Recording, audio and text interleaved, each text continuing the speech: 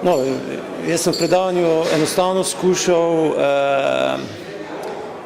prikazati predvsem tehnične vidike uvajanja oziroma prehoda na tako imenovano zeleno energijo in predvsem sem izpostavil probleme v elektroenergetskem sistemu, s katerimi se pri tem srečujemo in v bistvu običajni ljudje, ki se s tem ukvarjajo, za te probleme ne morejo niti vedeti,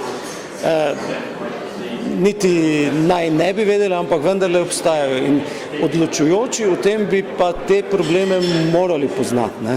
In pač na nek poljuden način sem hotel vsej urisati, s kakšni tehnični izzivi nas čakajo in da seveda ta prehod ne bo poceni. Ja, kaj se bolj splača? Trg z električno energijo je popolnoma porušen. Zaradi tega, ker ne moreš govoriti o trgu z električno energijo oziroma o kakršnemkoli trgu, kjer je znaten delež dobrin pripeljan na trg z ceno nič. Se pravi, je zastonj in je ta produkt plačan po nekih drugih poteh in današnje cene električne energije v Evropi na borzah niti slučajno ne odražajo resnične cene električne energije, ki pa se odražajo na položnicah.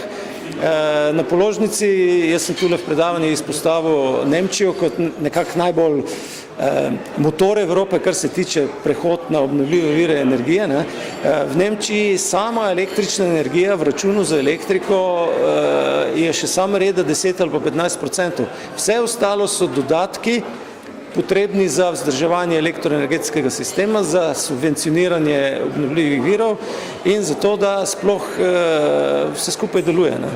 In ja, prehod na obnovljive vire pač ni poceni.